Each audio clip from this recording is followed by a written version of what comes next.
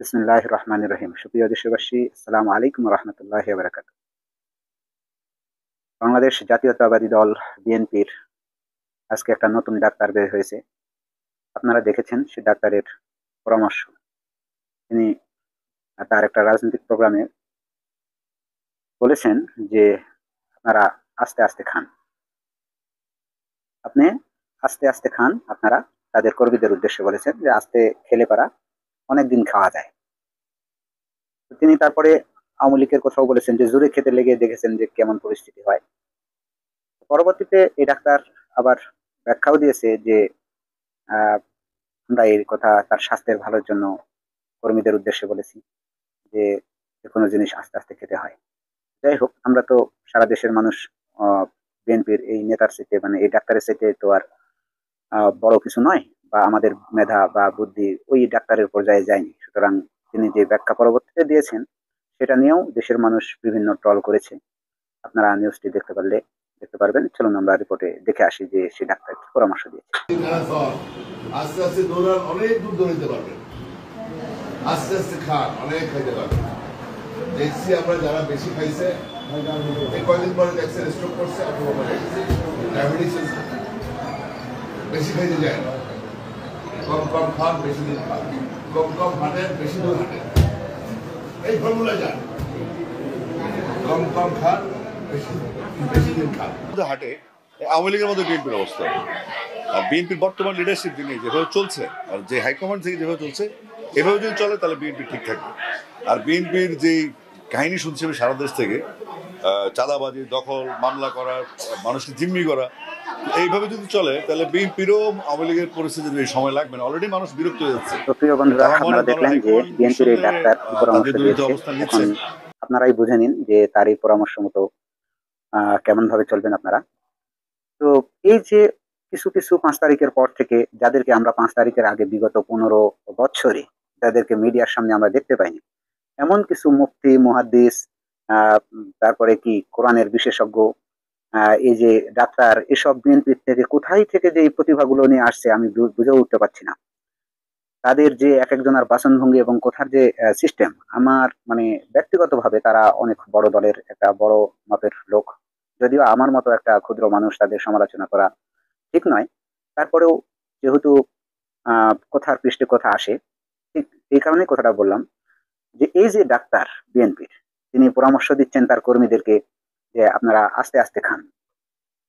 তারপরে আরেক ডাক্তার দেখলাম যে তিনি পরামর্শ দিলেন যে আপনারা আহ, চাঁদাবাজি করবেন আহ, গোপনে।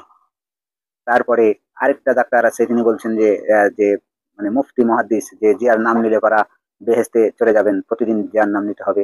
আবার আরেকজন বললেন যে তারেক রহমানের নাম নিতে হলে অজু করা লাগবে। তো তারপরেও আবার মির্জা ফখরুল সাহেবও একসময় বলে দিলেন যে কোরআনের মধ্যে রাজনীতি নেই। তো আমি ছোট্ট মানুষ, এদের সমালোচনা করবো না, কারণ তারা অনেক সময় দেখা যাচ্ছে কেউ 2বার 3বার 5বারের এমপি।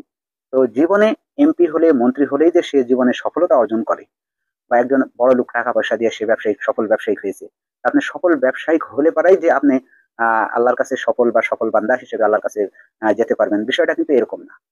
বিষয়টা হলো যে পৃথিবীতে সফলতা অর্জন করা, পৃথিবীর যদি সফলতাই যদি আল্লাহর কাছে সবচেয়ে মেন হতো, তাহলে আল্লাহ পৃথিবীতে সবচেয়ে বেশি ধনাঢ্য করেছিলেন হচ্ছে ফেরাউনকে।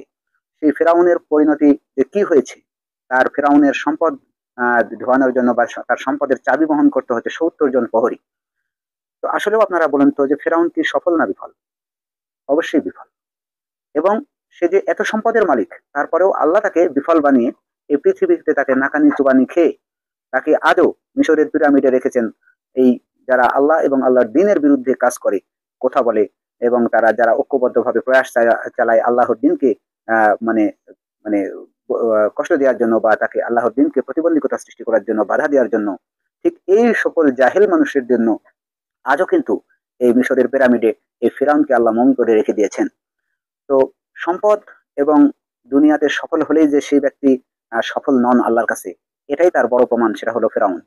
আর পৃথিবীতে আপনার সম্পদ নাও থাকতে পারে, আপনি গরিব হতে পারেন, দিনমজুর হতে পারেন, কিন্তু আপনি চাকর হতে পারেন, কিন্তু আল্লাহর কাছে অত্যন্ত ক্ষুধাভীতি এবং আল্লাহকে, আল্লাহর রাসূলকে মেনে, আল্লাহর দিনকে মেনে, কোরআন হাদিসকে মেনে আপনি কিন্তু সফল পর্যায়ে যেতে পারেন। তার উদাহরণ হলো আমাদের হযরত বেলাল রাদিয়াল্লাহু তাআলা আনহু। তিনি ছিলেন সুমাইয়ার কৃত দাস, অথচ আল্লাহ তাকে হেদায়েতের আলো দিয়ে পৃথিবীর মধ্যে সবচেয়ে কুৎসিত এবং সবচেয়ে কালো এবং সে এরকম একটা বিকৃত চেহারার একটা লোক ছিল হযরত বিলাল, কিন্তু আল্লাহ তাকে হিদায়াতের আলো দিয়ে তাকে এই পৃথিবীতে সফল করে তারপরে তাকে পরকালে নিয়ে গেছেন এবং তাকে জান্নাতের জন্য বাছাই করেছেন। তো পৃথিবীতে সফল হলেই যে আপনি পরকালে সফল হবেন বিষয়টা এরকম নয়।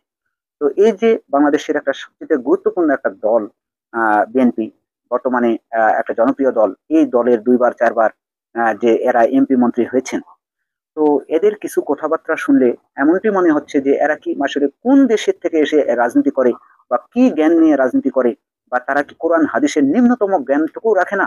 একজন মুসলিম হিসেবে তাকে কোনো মানে কি বলবো, তাদের সামাজিকতা নাই, তাদের জ্ঞানের গর্ভ নাই, মানে জ্ঞান মানে যে তাদের যে জ্ঞানের যে একটা পরিধি, তারা বড় নেতা, তারা আমাদের জাতীয় নেতা, তারা আমাদের কথা বলবেন, সেটা আমরা তাদের থেকে অনেক কিছু শিখবো।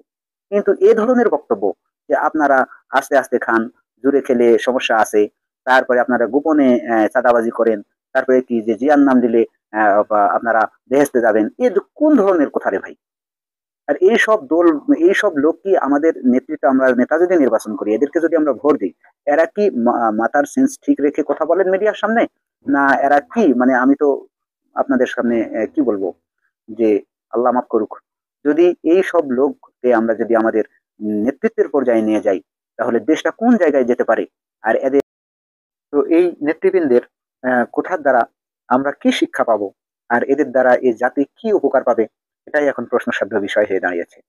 যে আমরা একটা গুরুত্বপূর্ণ যে দল, সে দলের কেন্দ্রীয় কমিটি থেকে শুরু করে মানে নিচের নেতা, ওয়ার্ড পর্যায়ের নেতাদের মুখে যদি আমরা এরকম কথা শুনি, আসলে আদৌ প্রশ্ন করি যে আসলে এদের দ্বারা আমরা জাতিরা কতটুকু উপকার হব। এরা যদি নির্বাচিত হয়ে আমাদের নেতার পর্যায়ে যায়, তাহলে এই দেশের অবস্থাটা কি হবে রে ভাই?